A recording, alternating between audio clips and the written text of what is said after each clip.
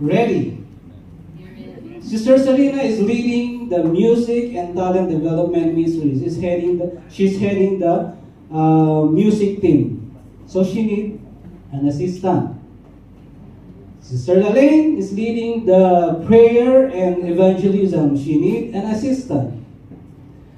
Sister Isa, she's heading the Christian ministries, Christian education ministries. She needs assistant. Sister Aine, she's heading the finance and church services. She needs assistant.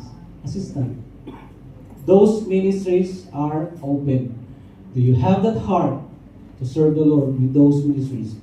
And of course, we have other ministries which are upcoming. We are growing up, the church is growing up, and so we need workers in the vineyard of the Lord. Amen? And tonight, we'd like to welcome our Sister Aine Costoy. Amen? Still single. A woman of God. Amen. Joined God's Grace in Ministry in 2017, February. Amen. God got baptized during those years as far as she can remember.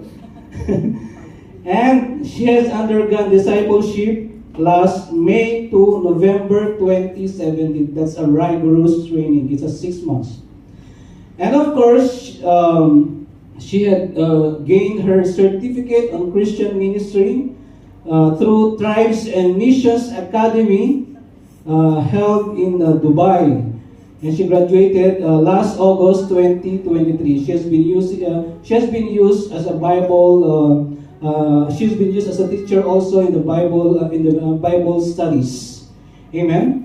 And currently, in March of this year, she has been appointed as the head of Finance and Church Services Ministries, where she is heading the transportation ministry, the ushering ministry, the food ministry, so the finance ministry. So how many ministries she's on her head? It's on her head. Let's help her. Amen? And of course, additional to that, she has been assigned also to help us in the ministry of the Word of God. Let's welcome Sister Aine Costoy. Amen. This is her very first night to share the Word of God with us. Amen. Are you excited? Let's give a clap offering for the Lord for her life.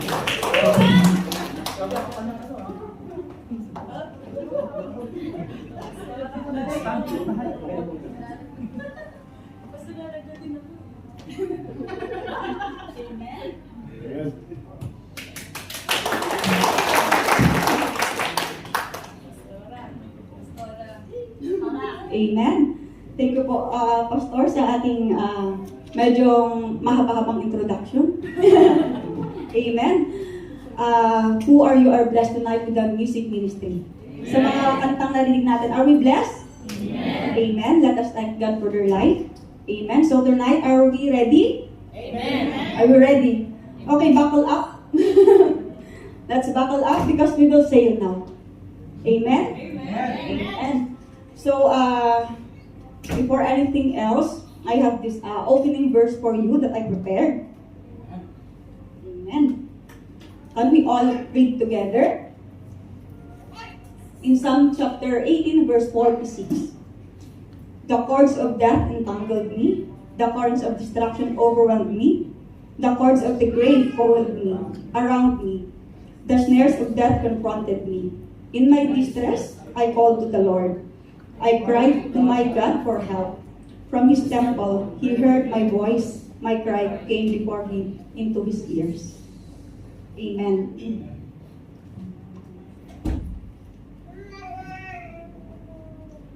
Amen. In this verse, in this passage, this is the story of David while he was in the wilderness. Okay? In the wilderness, when Saul and his forces pursued David, it says there, while David was at the Horish in the desert of Ziph, he learned that Saul had come out to take his life. David experienced great distress. If we can see here, it is a great distress that he experienced. Amen? At times, he felt surrounded with no way to escape. This feeling is symbolizes, if we are on sin, this is just introduction, huh? We will pray after. This is just an introduction. Let's calm down.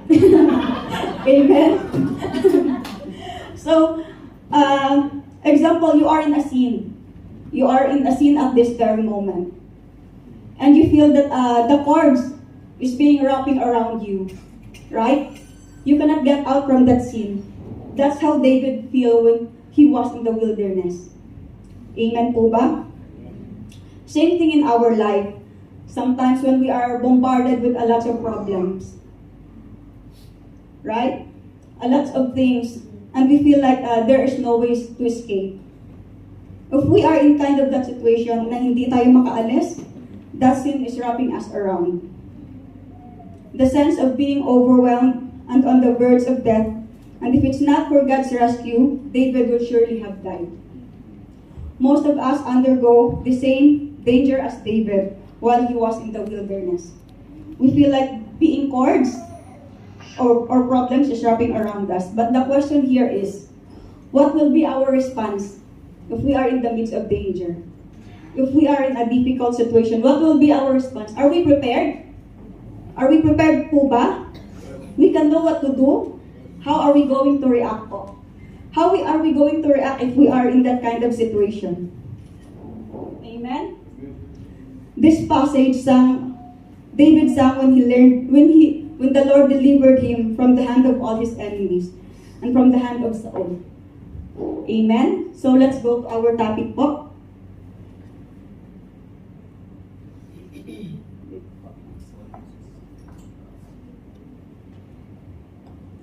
With God by my side. Amen? Amen. So this is our topic for tonight. So before we go through, let us, can we request everyone to please stand up and let us pray? Amen. Our Heavenly Father, we praise you, Lord God. We honor you tonight, Panginoon. Lord, tonight we want to thank you once again, Lord God, for the life of each and everyone whom you have gathered to praise and worship you. Lord, tonight, as we deliver your word, Panginoon, Lord God, grant me the wisdom, Lord God, the boldness, Panginoon, the strength, Panginoon, Lord Jesus. Bless each word, Lord God, na lalabas sa aming mga labi, Panginoon, Lord God. Open their hearts and minds, Panginoon. Cleanse their hearts and minds, Panginoon, Lord God. For whatever rebuking word, Lord God, that they are going to hear tonight, Panginoon, Lord God. Lord, bless each and every one of us tonight, Lord God. May you will be with us tonight, Lord God. Be in our midst, Lord God, tonight.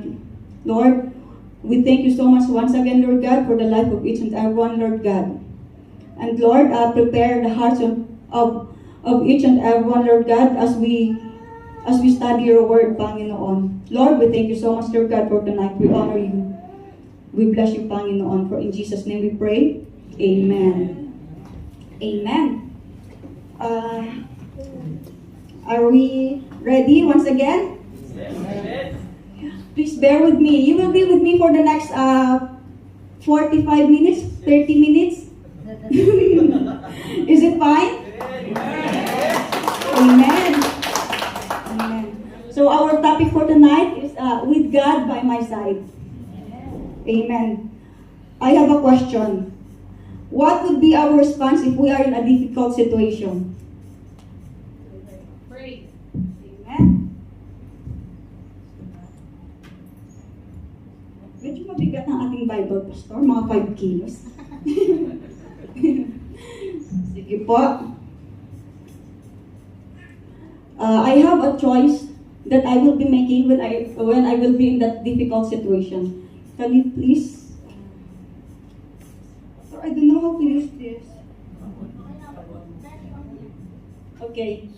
This will be the choice I will if I am going to be in that difficult situation. Can we read? Amen. In Psalm chapter 18, verse 1 to 3. I love you, Lord, my strength. The Lord is my rock, my fortress and my deliverer. My God is my rock, in whom I take refuge. My shield and the horn of my salvation, my stronghold. I call to the Lord, who is worthy of praise, and I have been saved from my enemies. Amen. Amen. This is the story of David. Amen? This is the continuation. Amen. So, this is the choice ideal. What did David pursue in order to find comfort, faith, and even joy on his most difficult and troublesome days? Ano po yung pinursu niya? What did he pursue? He chose us to love God. Amen. Amen. In Psalm chapter 18 verse 1, I love you, Lord, my strength. David was motivated by God's immense help in rescuing him from Saul and his many other enemies. In 1 Samuel chapter 23 verse 25 to 29, I will read here from brothers.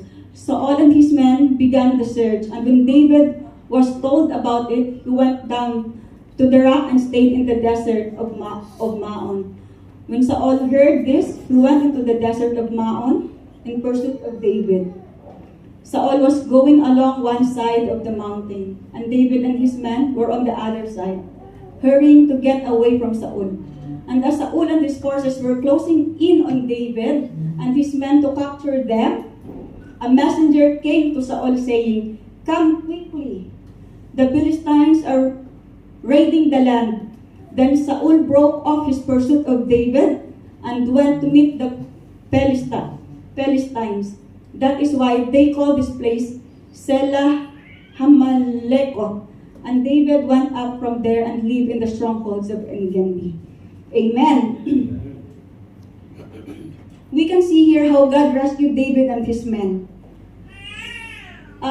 If we notice here,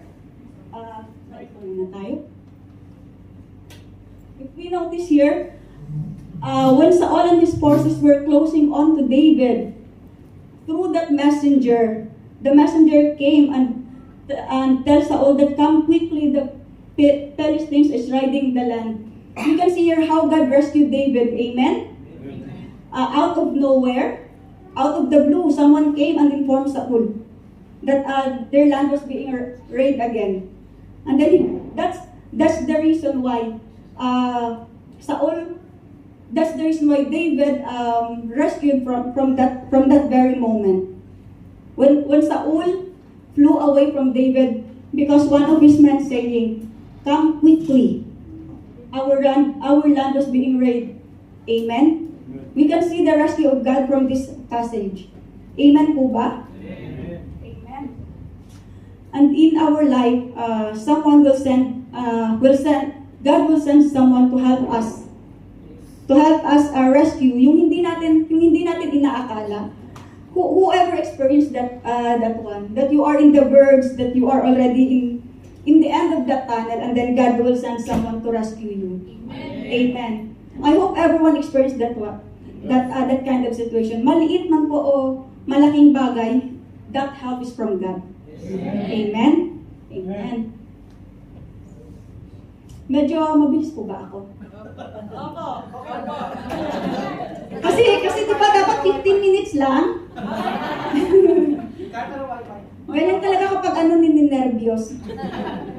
Amen. Pero sana naiintindihan niyo yung gusto kong sabihin. Amen. Next time, babagalan na natin. Or baka kasi minsan yung sa utak ko parang kailangan kong i-catch. Amen po ba? And in the story of David, the hand of God was so evident. Amen? That God really made a way for David and his men. Amen? See how close Saul and his men to David. Let us imagine, yun nga yung sinasabi ko kanina, that imagine natin let us give an example, yung problema natin, yung akala natin there is no way out, especially sa financial problem na kailangan ngayon na agad kailangan ko ng pera. But God will send someone na magbibigay sa'yo, may love gift na magbibigay sa'yo. Amen? Sino po gusto ng love gift? Ay! Sige po, magbigay po muna tayo. Para magbibigay rin tayo ng love gift sa mga nangangailangan. Amen? Amen. Lahat tayo gusto ng love gift, Amen. So, love na lang muna. Sino? Gusto niyo ng love? Sige, next time ulit. So, David looked back at the unchanging nature of God and allowed his view of the world to be shaped by God, rather than by what he would be facing. He declared his love for the Lord when he knows has proven to be sufficient. Medyo hindi ko siya makita. Sige po, in Deuteronomy chapter 6 verse 5, what it says there? Love the Lord your God with all your heart and with all your soul and with all your strength. Amen. This is the first and greatest commandment. Amen po ba? Yes. Sabi nga po sa, ano nga pong version, Pastor? Faith, hope, and love, but love is the greatest. Amen? Yun, amen. Paki-recite na sis. Amen. Amen. Love is the greatest. Di ba naniniwala tayo doon? Yes. Amen. Love is the greatest dahil kailangan natin mahalin pati yung mga kaaway natin. Amen. Amen. God wants His people first, above all, to love them with every part of our being. Amen po. Amen. Gusto ng Panginoon na mahalin natin siya ng buong puso. Amen. With all our heart, our soul, mind, and body. Amen po. The first, that is why, yan po yung first commanded. God, to love God is all with all our heart. Amen. Bakit nga po pala yung puso? Bakit hindi yung isip muna? Bakit yung puso? Sino? Ay kasi. Amen. Because it represents as the source or the fountainhead of a person's life. Amen. The heart is where the choice is made. Amen. That is why our heart is the first thing we are told to love the Lord your God with. It is the greatest commandment. And our heart has great influence in our minds. Naniniwala tayo doon na yung puso natin ay may malaking influensya sa isip natin. Amen. I will give you an example. Here, I am delivering the message. Kung hindi po bukas yung puso nyo para sa salita ko, hindi nyo rin po siya maiintindihan. Amen? So, kailangan mahalin nyo rin yung salita ko. Amen? Kailangan po kasi ang inyong mga puso para sa mga salitang binibigkas ko. Amen? Amen po ba? Para mas maintindihan natin kung ano yung sinasabi ng ating Panginoon. Amen po ba? Amen. That is why having a pure heart is important. Because a pure heart trusts God, fear God, loves God above all things. Amen? It is purity of heart that enables people to see God. Amen? Kasi nga po, tunay nga talaga na kung wala kang pagmamahal sa puso mo, maging yung Panginoon po, hindi po natin kayang mahalin. Amen po ba? Kasi hindi nga rin natin kayang mahalin yung kaibigan, yung kaaway natin di ba? Kaya nga yung sinasabi ng Panginoon, love your God, love your enemy. Amen? Kasi kung may pagmamahal ka sa puso mo, Bisaya ako ha. Bisaya po ako, please understand.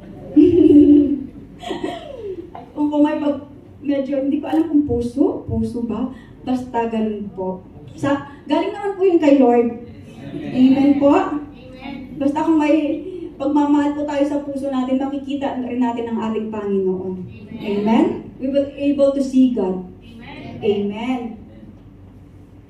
And David's love for the Lord honored this commandment. His love for God was deep. David recognized the Lord as the one who made him victorious over his enemies. Amen? If David is not victorious over his enemies, diba, we see how God rescued David from his enemies. Yung malapit na sila sa isa't isa, but still God sent someone na nag-send ng message kay Saul na yung kanyang lugar ay nire-raid. And that is the reason why he flew away from David. and His men. Amen po? Amen. Even in our life, in the midst of trials and difficulties that inevitably come, we are confident that we are loved, that we will be ultimately delivered, that every delay will be used to edify and make us better, and that deliverance is assured. Amen? If we are in that situation po, if we love God, if we trust Him, we can guarantee that there will be a deliverance. Amen? Amen po. In Romans chapter 8, verse 35,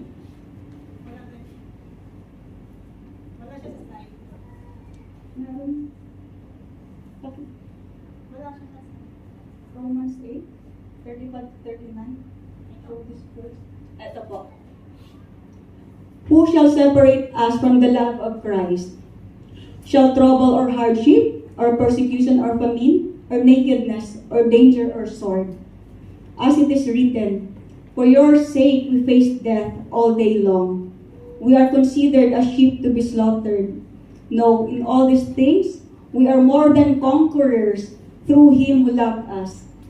For I am convinced that neither death nor life, neither angels nor demons, neither the present nor the future, nor any powers, neither height nor depth, nor anything else in all creation will be able to separate us from the love of God that is in Christ Jesus our Lord. Amen.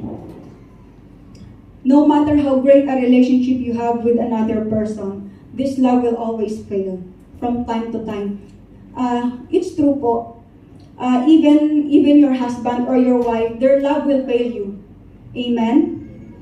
Amen. Dahil hindi araw-araw mahal natin yung mga, ay kayo lang pala, yung mga asawa nyo. Amen po? Sorry, namali pa ako, Pastor. Hindi po araw-araw mahal yung mga asawa nyo, di ba? Dahil minsan nag-aaway kayo. Ay, aminin nyo po yan. Di ba? But there is a choice. You always choose to stay with Him. Amen? Amen. Yes, amen. Because of the love. In the name of Amen. Amen, Sis Isa. That's true po. So, but if you have a personal relationship with the Lord, you are confident that His love never fails. Amen. Sa Panginoon lang po tayo makakakita ng klase ng pagmamahal na hindi na-fail. His love for us is unconditional, more than unconditional po. Ano po yung highest form of love? Amen. Amen. Ganun po yung pagmamahal ng Panginoon sa buhay natin. His love will never fail us. Amen po ba? Amen. Yung mga asawa nyo, yung mga yun, they will fail you po. But His love pero yung pagmamahal ng Panginoon po, He will never fail you. Amen? Amen. This verse teaches us that it is impossible for the believer to be separated from Christ and His love. Amen? So wala pong makakapag-separate ng pagmamahal natin sa Panginoon. Amen po ba? Amen. Amen. And then, may nakuha po ba tayo? Amen. Amen po ba? So, we can see, David, binalikan ni David kung paano siya nirescue ng Panginoon. That's why he still chooses to love God. Amen po? Amen. And in, Pastor, ilang minutes ako, Pastor? Okay lang ba? Sige. Number 2 na po tayo. David chooses to trust God. Amen. In Psalm chapter 18 verse 2, it says there, the Lord is my rock, my fortress and my deliverer. My God is my rock, in whom I take refuge. My shield and the horn of my salvation, my stronghold. Amen? In point number 1, we talk about love. We trust that God has cares for us. We trust that God will pour out His unconditional love for us. But what about on the big situation? What about in the big situation that we cannot control? We still learn to love God. We still learn to trust God. May pagmamahal pa po ba tayo sa Panginoon? Minsan po talaga na dumaraan tayo sa isang sitwasyon na sinasabi natin, Lord, parang, hindi ko naman sinasabi na hindi natin mahal, pero parang nanghihina tayo, di ba? Parang hindi na tayo naniniwala na i-answer ng ating Panginoon ang mga panalangin natin. Amen? Amen. Thank you po. Do we trust God in every angle of our life? In our finances? Do we trust God in our finances? Amen. Amen. If we trust God in our finances, do we give our tithes? Amen. Amen. Wow, madaming nag-amen na. Amen. Amen. So, are we going to expect that we will receive we will receive more today or at the end of the month? Are we going to expect more tithes this end of the month? Amen. Amen. In 1 Samuel chapter 17,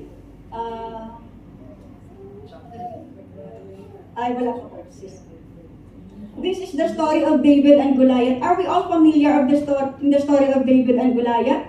Yes. Amen. Kahit mga bata alam ito, di ba? Feeling ko nga mas alam pa nila kaysa sa akin ito. Amen. Israel, God's chosen people, was on the battle line against the Palestine. Saul, their king, won some important battles. But in this particular battle ay hindi po maipanalo ni King Saul ang battle na ito. Hindi po siya manalo-nalo. Kahit na manalo-nalo. Kahit na ipunin, even though he will gather all his armies, hindi po nila kaya ang champion ng Palestine na si Goliath. Kung titingnan po natin kung gaano po kalaki si Goliath, in 1 Samuel chapter 17 verse 4 to 7, a champion named Goliath, who was from God, came out of the Philistine camp. His height was 6 cubits and a span. He had a bronze helmet on his head and wore a coat of small scale armor of bronze, weighing 5,000 shekels. On his legs, he wore bronze greaves, and a bronze javelin was slung on his back. His spear shaft was like a weaver's rod, and its iron point weighed 600 shekels. His shield bearer went ahead of him. Amen. So, ganun po kalaki si Goliath. Diba? Indeed, napakalaki niyang tao. He is indeed a big guy. And kung ipagpapatuloy ko pa sa verse 8 to 10,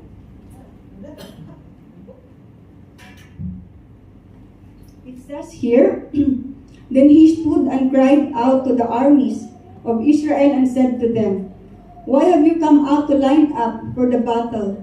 Am I not a Philistine, and you the servants of Saul? Choose a man for yourselves and let him come down to me. If he is able to fight with me and kill me, then we will be your servants. But if I prevail against him and kill him, then you shall be our servants and serve us. And the Philistines said, I defy the armies of Israel this day. Give me a man that we may fight together. When Saul and all Israel heard those words of the Philistines, they were dismayed and greatly afraid. So yung battle po na pang-military ay naging battle po ng between Goliath and his challenger. And no one in Saul's army dared to take the dare, no one except David. Ano po si David? Sino po siya? David, he is just a young boy na tagapangalaga ng tupa ng kanyang ama, na si Jesse. Amen po ba? Taking care of the flock of sheep of his father. And he left his flock to deliver food to his 3 brothers. Iniwan niya po ang kanyang mga tupa na inaalagaan po para po mag-deliver lang po ng pagkain sa kanyang mga kapatid. Yung mga kapatid niya po ay nandoon po sa battlefield. Amen? Then David heard what Goliath had said. Ano yung sinabi kanina ni Goliath? Challenge niya, di ba? So sabi ni David, what shall be done for the man who kills this Philistine and takes away the reproach from Israel? From who is this uncircumcised Philistine that he should defy the armies of the living God? Amen. So sa una po, hindi po siya pinakinggan. Nung sinabi niya po ito sa kasama niyang army, nung sinabi niya po ito sa army, hindi po siya pinakinggan. And those words reached King Saul. Amen? What he said reached King Saul. Then pinatawag po siya. Even King Saul doesn't trust David at first. Kasi, yun nga, si David, ano lang siya, di ba? He's just a boy. Tagapangalaga lang siya ng shepherd. Si Goliath ay napakalaki. He is a warrior since he was a child. While David, yun po lang siya. Tagapangalaga, maliit, good, but he is good-looking boy. Amen?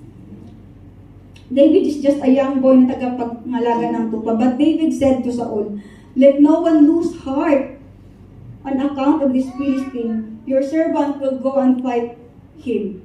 Yun po yung sinabi ni David sa kanya. Then King Saul said to him, you are not able to go against this Philistine to fight with him. For you are a youth, and he is a man of war from his youth. Amen? So, wala pong trust si Saul sa kanya. Dahil nga napakalaki naman talaga ni Goliath, di ba? Amen? But David didn't lose heart. In 1 Samuel chapter 17, verse 37, it says there, ito po yung sinabi ni David, the Lord who rescued me from the paw of the lion and the paw of the bear will rescue me from the hand of this Philistine. Amen.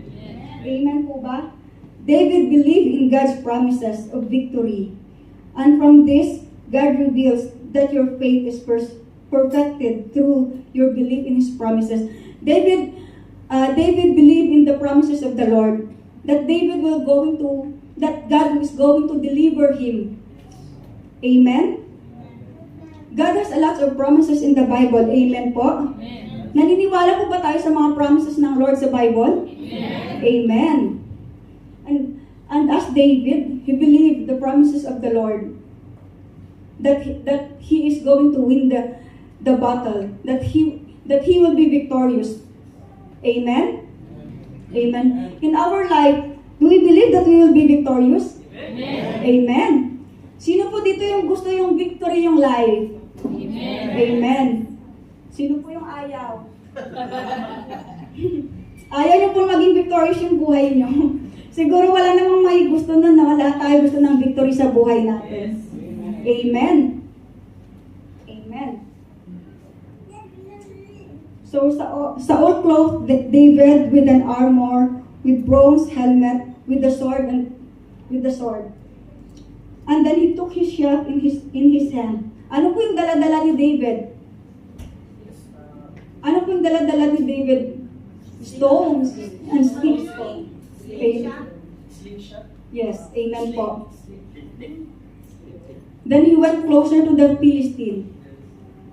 Then the Philistine saw him and said to David, am I a dog that you come to me with sticks?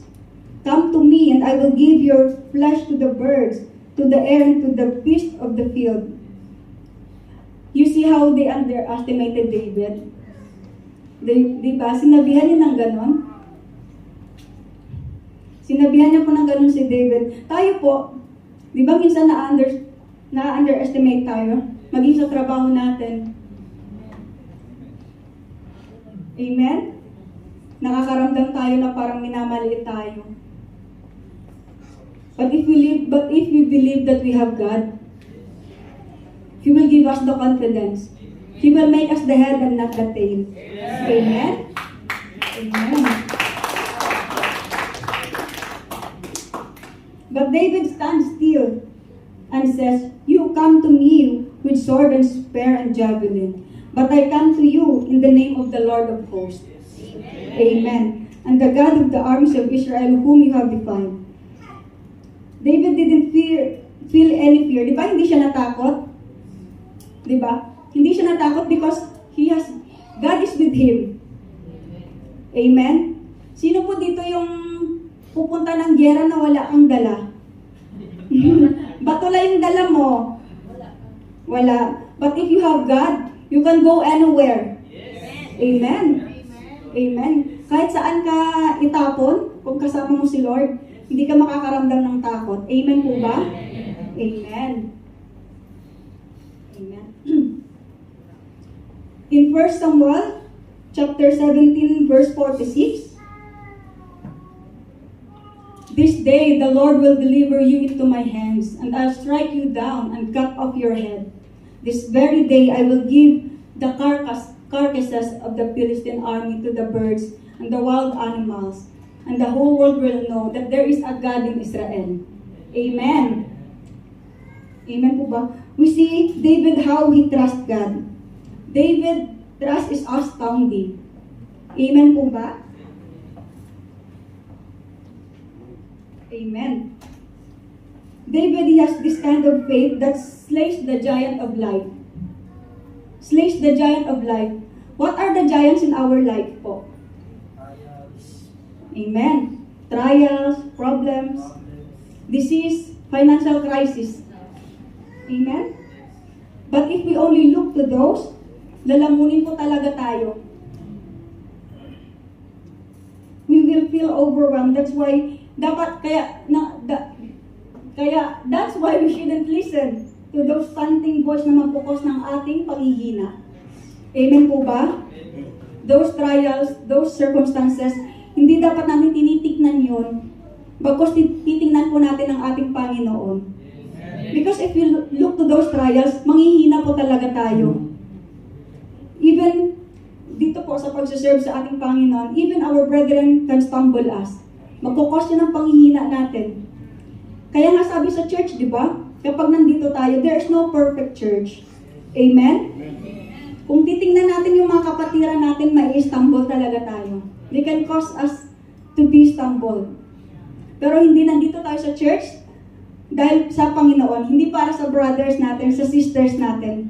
Amen? Nandito tayo sa church para sa ating Panginoon. Amen? Kaya hindi dapat natin tinitingnan kung ano man yung mga nakikita natin sa paligid. Dapat yung focus natin ay kay God. Amen. Amen po? Amen. We should know that the final word is from the Lord. And as the battle rages on, we should stand firm and trust God's love and mercy. Amen? Dapat stand firm lang tayo sa faith natin, and we should trust God. Amen? Amen. We need to take the sword of Spirit, which is the Word of God. Remember that Jesus has already won the battle for you. Sabi doon, thanks be to God. In 1 Corinthians chapter 15, verse 55 to 28, sinasabi doon, thanks be to God. He gives us the victory through our Lord Jesus Christ. Therefore, stand firm and let nothing move you. Always give yourself fully to the Lord, because you know that your labor is not in vain. As what I have said earlier, the battle is going to be exhausting. It overwhelms us, and sometimes gusto na nating mag-give up, di ba? Kapag talaga nasa problema tayo na na-overwhelm tayo ng problema natin, gusto na natin mag-give up na lang. Amen? But Jesus already overcome the world. And everyone who calls the name of the Lord will be saved. Amen. David maintained a perspective focus on God rather than the 9 feet tall giant before him. Though Goliath is carrying an impressive sword, spear, and javelin, David was armed in the name of the Lord. Amen? Because that's true po. If we are carrying the name of the Lord, wherever we go, we are fully armored. Amen? No one can harm us. Wherever we go, if we have God, if we carry God with us, no one can harm us. Amen? Amen po. Because God will never allow it. Hindi po iaalaw ng ating Panginoon na may mangyaring hindi maganda sa atin. Saan po tayo magpunta, God will never allow na ma-harm tayo ng ating mga kaaway. Amen po ba? Amen. For the battle is the Lord. Diba laging yan yung naririnig natin, especially kay Sis Christine, when she was in her battlefield, legal battle. Sabi niya lagi? The battle is with the Lord. Amen? And she won. Amen. She got the victory that she deserved. Amen. Amen po. And there's another parable po. May iaano pa akong isang parable. Everyone is familiar with this parable. Matthew chapter 13 verse 31 to 32. The kingdom of heaven is like a mustard seed, which a man took and planted in his field. Though it is the smallest of all seeds, yet when it grows, it is the largest of garden plants, and becomes a tree, so that the birds come and make nests in its branches. Amen? Just like a mustard seed po. Even a small amount of faith can grow into something strong and magnificent. And David trust in God allows him to rescue sheep from the mouth of lions, to defeat Goliath and the 9-foot giant with only a handful of stones, and to conquer countless enemies as King of Israel. Amen po ba? And in this parable shows us the power of trusting God. Amen? I have a question again, brothers and sisters. Who do you trust? God. Amen. Do you trust God to provide for you in all your circumstances? Amen. Do you trust Him to rescue you from the mouths of bears and lions? Amen. Or do you trust in things? Do you trust your jobs? Paano kung bukas wala kayong trabaho? Do you still trust God? Amen. Amen. Salamat naman po. Nakikinig pala sila, Pastor. Salamat po. Brothers, you understand me? Sometimes I speak in Tagalog. Brother, my English is see? My English is until Friday only 6 p.m. Because my work is Monday to Friday, so until Friday 6 p.m. But today is Saturday. I am out of English. No worries. Bear with me, brothers, huh? Yes, Spirit will lead. Amen. Amen. So, do you trust your jobs, or do you trust on your own power more than that God of? Let us always remember that trusting in other things can be disappointing, because those things are only temporary. Amen. Our job is temporary. Amen po ba? Amen. Amen.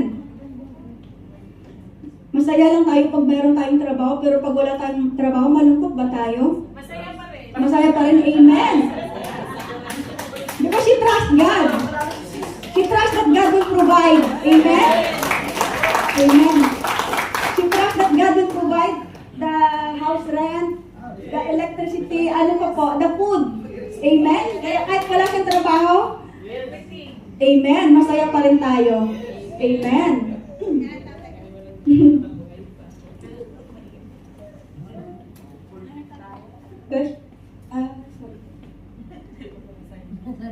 Amen, sis.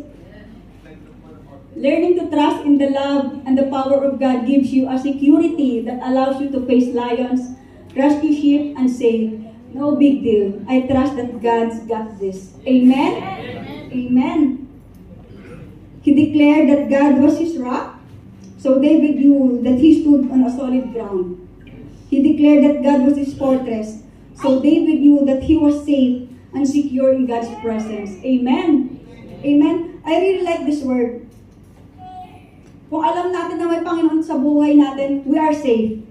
Amen? Amen. Walang kahit sino man ang makakapag-cause ng harm sa atin. We are safe. We are safe in God's hands. Amen? And everyone who calls in the name of the Lord will be saved. Amen po ba? Amen. David chooses to call upon the Lord.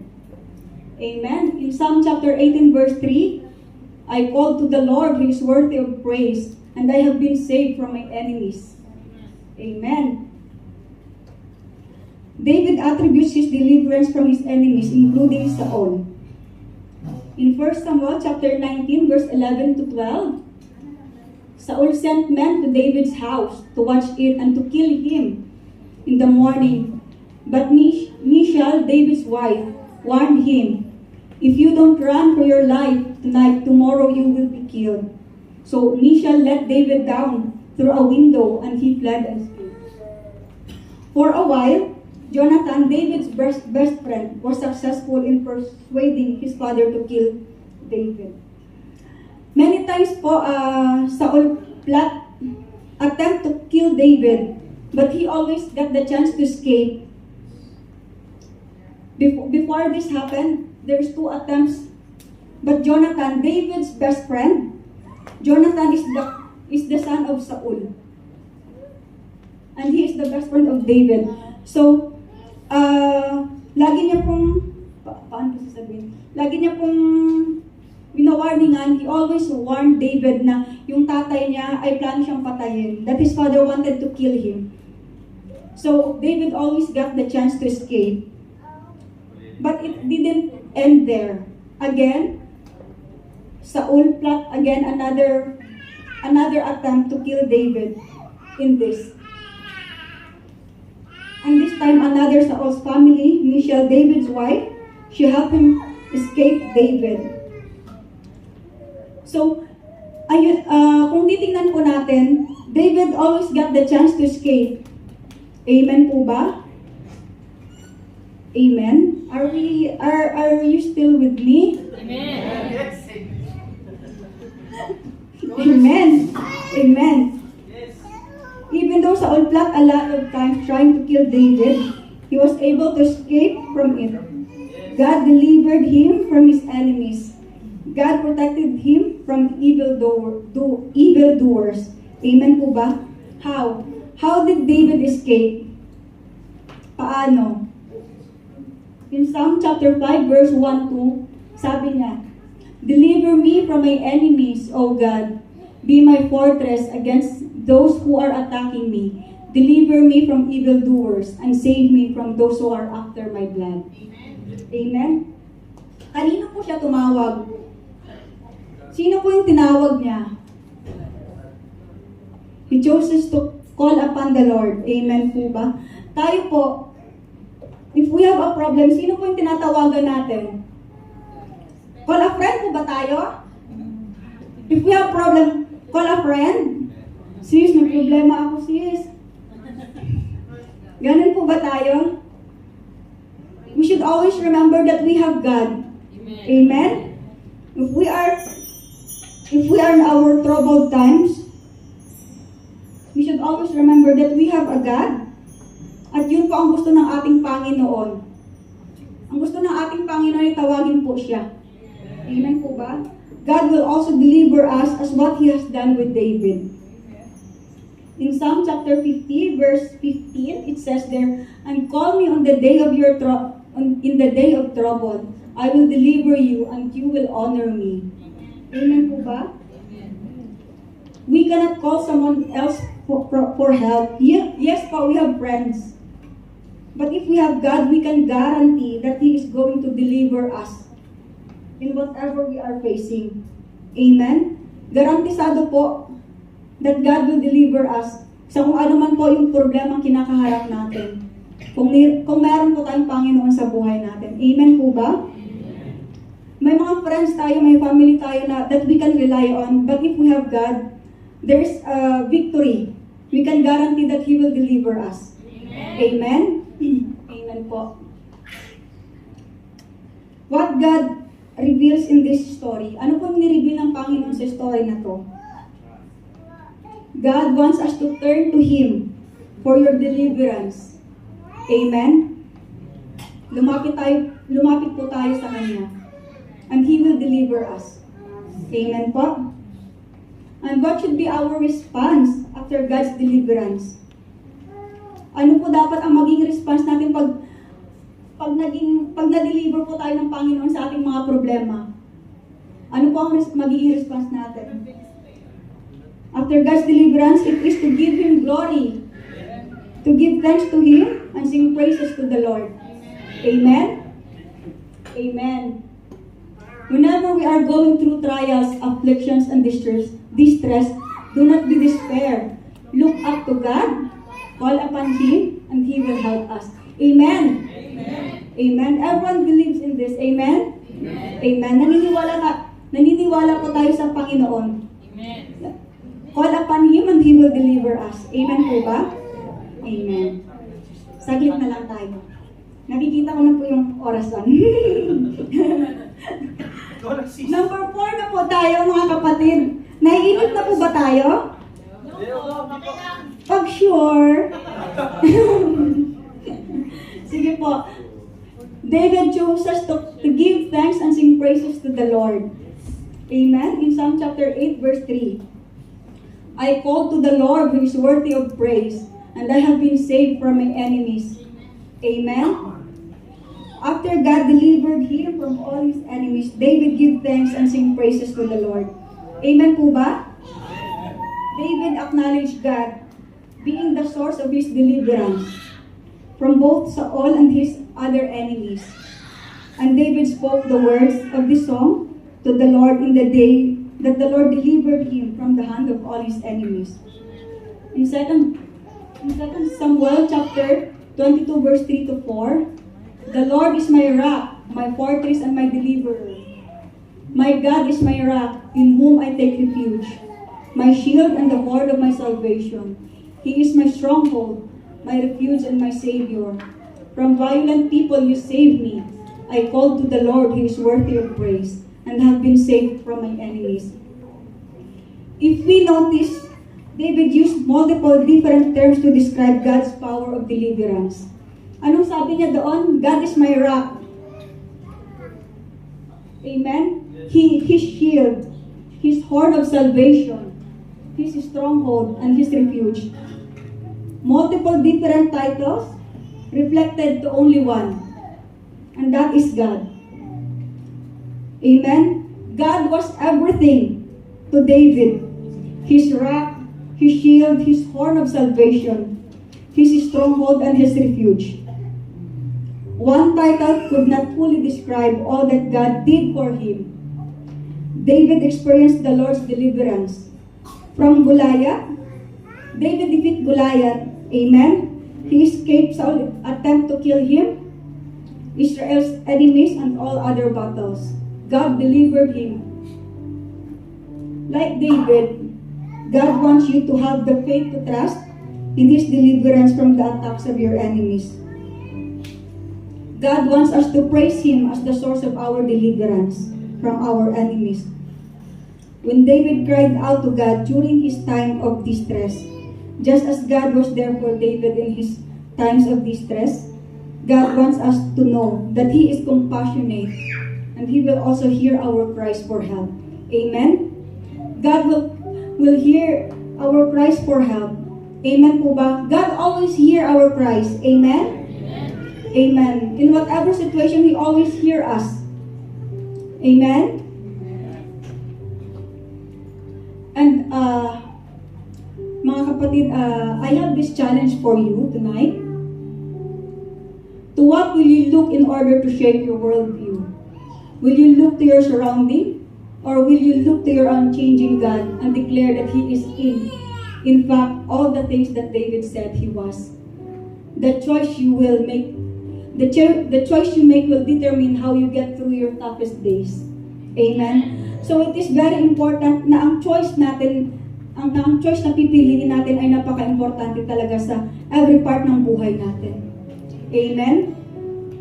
if we choose to love God, to trust God, to call upon Him, and to give thanks to Him for whatever He has done sa buhay natin, it is very important na may Panginoon tayo sa buhay natin. Amen po ba?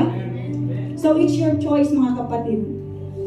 Amen? Now I'm giving you the option. I hope the option that you are going to get is to love God, to trust Him, to call upon Him, and to give thanks to Him. Amen? Amen.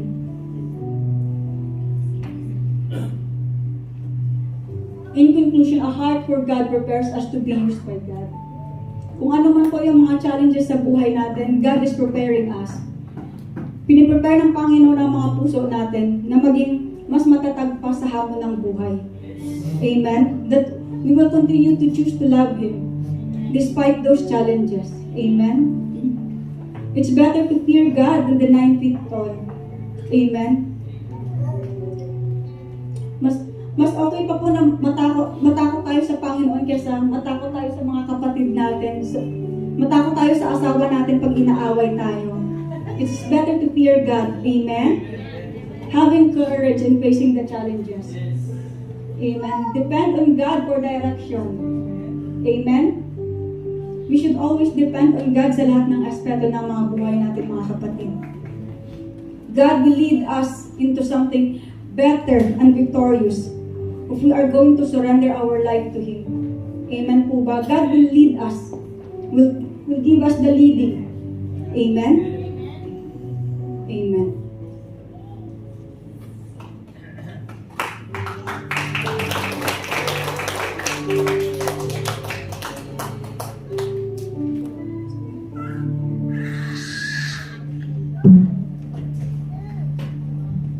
Amen. Are you blessed tonight? I believe that we've been fed with the spiritual food that comes from the Lord. And whatever battles that you're facing tonight, the Lord is there. Just as David is there when he needed Him the most, the Lord is there. Can we just all stand, church? Hallelujah. God has promises to each and every children of Him. In Romans 8:37, when it says, beginning from verse 28, and we know that all things work together for good to those who love God, to those who have been called according to His purpose. And in 37, yet in all things we are more than conquerors through Him who loved us. You are a more than conqueror, church. Amen. You are a more than conqueror. Whatever battles you're facing tonight, whatever battles you have been facing for previously, for the past days, for the past months, and even years, God is telling you now, you are a more than conqueror. Can we just sing this song, church? Hallelujah. Let's just sing this song, hallelujah, as we wrap up the message. Won't prosper. When the darkness falls, it won't prevail. Yes, Lord.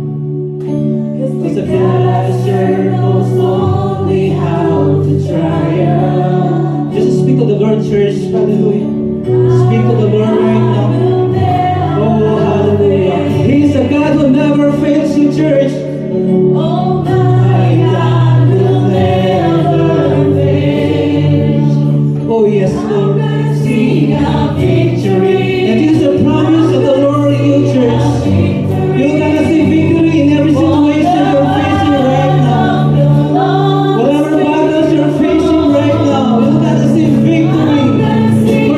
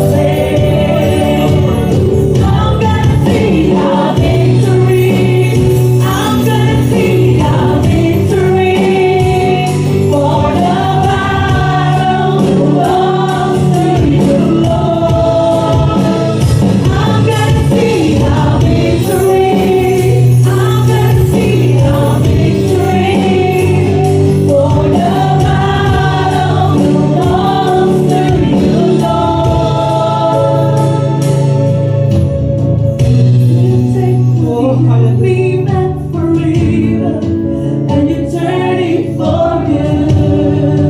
You turn it for good. Oh, you take what the enemy meant for evil, and you turn it for good. You turn it for good. Oh, you take what the enemy meant for evil, and you turn it for good. You turn it for good. I'm gonna sing our victory. I'm gonna sing our victory. For the battle belongs to you, Lord. Oh, I'm gonna sing our victory. I'm gonna sing our victory.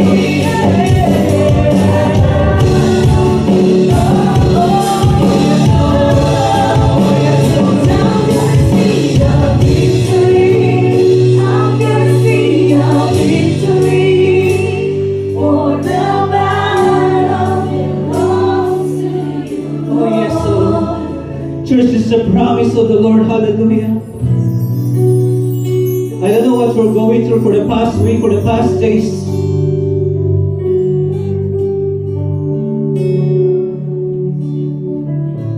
But as the word has spoken to us, hallelujah, the victory belongs to the Lord.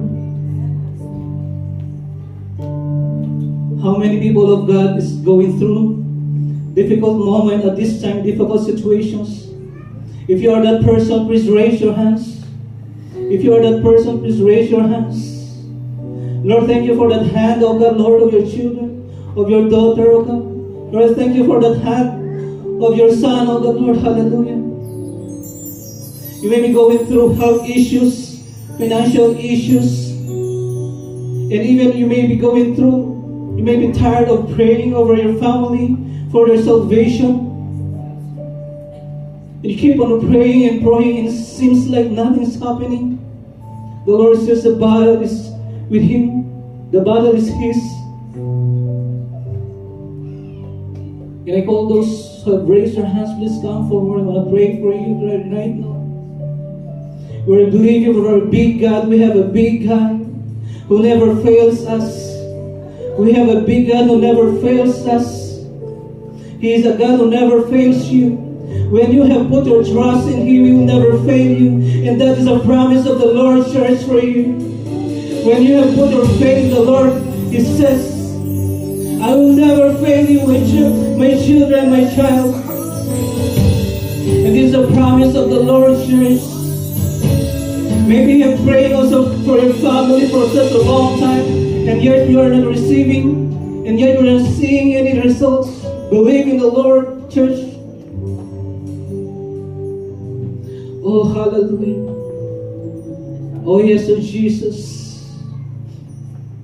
May I call those leaders, please let's come forward and I'll pray for our brethren. Oh, yes, oh, Jesus. Tonight is a night of deliverance. Hallelujah. Oh, yes, Lord.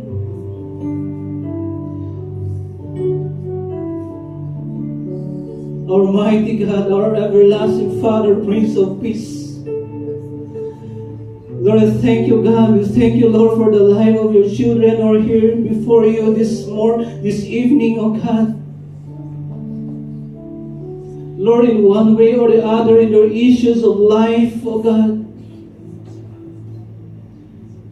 Lord, we lift you up, oh God, Lord, their lives, oh God, right now, oh God. Lord, we thank you for that word that you have spoken to them this evening through your daughter, oh God. Lord, thank you, oh God, Lord, for the manifestation of your presence in our midst, oh God. Lord, whatever battles they are facing right now, oh God, we call those battles, hallelujah. We call those problems issues of life, oh God. to kneel before the Lord. Lord, we speak for, oh God, Lord, oh God, hallelujah. Your deliverance, oh God, hallelujah, over the lives of your children right now, oh God, whatever difficulties, issues, problems, oh God, Lord. Be it, oh God, Lord, hallelujah, in their spiritual life, oh God, in the life of their family, their health, oh God. Lord, we speak for healing upon healing in the mighty name of Jesus. We command that sickness to go in the name of Jesus. We command that sickness to go in the name of Jesus. Hallelujah. Oh yes, Lord, oh God, whatever that anxieties and worries that troubles your children right now, oh God. Lord, we command those anxieties and worries to go in the name of Jesus. In the name of Jesus, oh hallelujah. And Lord, oh God, hallelujah. Whatever difficulties, oh God, Lord, they're going through right now. Lord, your door, oh God, Lord, hallelujah, will be open for them in the name of Jesus, oh God, Lord. Oh, hallelujah. Lord, you have promised in your word, oh God, Lord, hallelujah, and my God shall supply all my needs according to his glorious riches in Christ Jesus. Lord, whatever needs of your children right now, God, Lord, financial needs, oh God, Lord, emotional needs, oh God, Lord, physical needs, oh God. Lord, in the name of Jesus, Lord, provision prevails, oh God, over the lives of your children in the name of Jesus, oh God, Lord. In the name of Jesus. Lord, we command all those impossible things, oh God, Lord, to be made possible through your power, oh God, in the name of Jesus. Oh, thank you, Lord. Thank you, Jesus. Legal issues. Closed door, oh God, Lord, which your children are praying for. Lord, we command that open door, oh God, Lord, over the life of your children right now in the name of Jesus. In the name of Jesus, oh hallelujah. Thank you, Lord. Thank you, Jesus. Thank you for the deliverance, provisions, healing upon healing. In the name of Jesus, salvation of the loved ones, oh God. In the name of Jesus, provisions upon provisions. Oh, thank you, Jesus. We claim, oh God, Lord, that victory in the name of Jesus. Oh, hallelujah. Come on, church, let's give a clap offering for the Lord. God, we claim the victory of the Lord. Hallelujah. Thank you, Lord. Thank you, Jesus. Oh, God, Lord, indeed the battle belongs to you, oh God. Oh, hallelujah. Thank you, God. Thank you, Jesus. Blessed be your name, oh God. In the name of Jesus. In Jesus' name we pray. Amen. Hallelujah. The Bible says, he who calls upon the name of the Lord shall be saved. We are not yet done, church. Let's continue to praise the Lord. Hallelujah. We want to take this opportunity, and we don't want this night to just go and pass up. For anyone who has not received the Lord Jesus Christ, we want to give you this opportunity to come before the Lord and accept Him as your personal Lord and Savior. It is not an accident that you are here in this very place right now. You may be wondering why God has brought you in this very place. Why not over there? Why not somewhere else? But God is so faithful. That God loves you so much that He has brought you in this very place because He loves you so much. He loves you so much that He let His Son die on the cross for your salvation. Now I want to ask you tonight, will you gonna put your trust in the Lord? I don't want you to go out in this place without receiving the Lord Jesus Christ. For I don't know what will gonna happen to you out there when you are there outside. God loves loves you so much that He gave His only begotten Son for you. But when you believe in Him and you put your trust in Him, God has promised you an eternal life, an everlasting life. May I call our visitors this evening, all the way from Philippines. I believe it's not an accident that God has brought you in this place. He loves you so much. He loves you so much.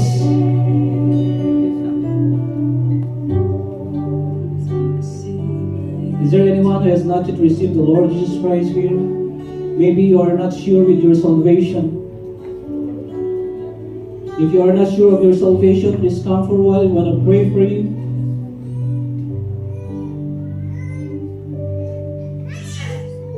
As God has promised in His Word, believe in the Lord Jesus Christ and you will be saved, you and your household.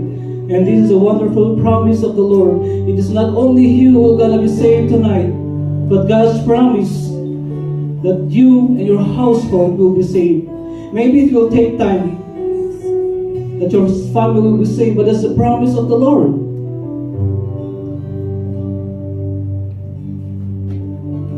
And tonight, we want to call upon the name of the Lord.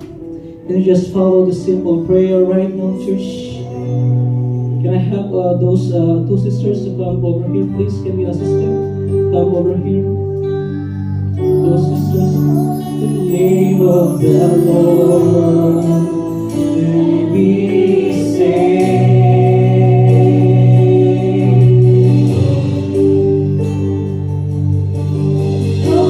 Upon the name of the Lord, and we say.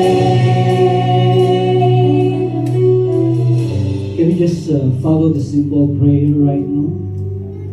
Just follow after me. Father, in the name of Jesus, I come before you with a humble heart. I acknowledge that I am a sinner from my childhood to this day. Lord, I come before you right now, O God. I put my trust in you. Forgive me for all that I have sinned since my childhood to this day. Lord, I surrender to you my life. Write my name into the book of life. In Jesus' name, Amen. Ako na lang po mag-pray, mga kapatid. Lord, I thank you for this daughter and your son, O God, Lord, who have confessed their faith before you this evening. Lord, I thank you for the salvation of the Lord, for their salvation right now, God. You have seen their confession, O God, before you, O Lord God, in the name of Jesus. Thank you for writing their names in the book of life, O God, in the name of Jesus. Lord, from their head to toe, we sealed it with the blood of Christ, that no plans and works of the enemy shall prosper upon their lives. Lord, in the name of Jesus, we know, God, Lord, that you have a perfect plan in their lives, O God. Lord, in the name of Jesus, fulfill it according to your perfect will and your purpose, O God, in the name of Jesus. Lord, bless them, O God, Lord. Fill them, O God, Lord, with the Holy Spirit from henceforth, O God, in the name of Jesus. Thank you, God, Lord. They will go out of this place, O God, Lord, being born again, O God, Lord, in the name of Jesus. Thank you for the salvation, O God, Lord, that you have given to them, O God, Lord, which the enemy cannot take from them, O God, in the name of Jesus. Thank you, God, Lord. We bless you. In Jesus' name, amen, amen. Amen. Oh yes, Lord, hallelujah. Can you just close this prayer? Father, in the name of Jesus, we thank you, God, Lord, for what you have done, our means, oh God, Lord, hallelujah, this evening, oh God. Can we just extend our hands to our sister who has shared us the word of God tonight? Lord, in the name of Jesus, we thank you, God, for your goodness, loving kindness, and your mercy and your grace. We thank you for your anointing, O God, Lord, which you have poured out over your child, O God, in the name of Jesus. Thank you for her life, O God. All the more you continue to shower her, O God, with your blessings, with your power and your anointing, O God, in the name of Jesus. Lord, I thank you, O God, from this day henceforth, O God, Lord, her life, O God, Lord, will be a sweet aroma, pleasing to you, O God, in the name of Jesus. Thank you for every soul that you have brought in this place, O God, Lord. We rejoice with those who have received you tonight, O God, in the name of Jesus. We bless you, we honor you. We ascribe you, O God, glory and praises. For in Jesus' name we pray. Amen and amen.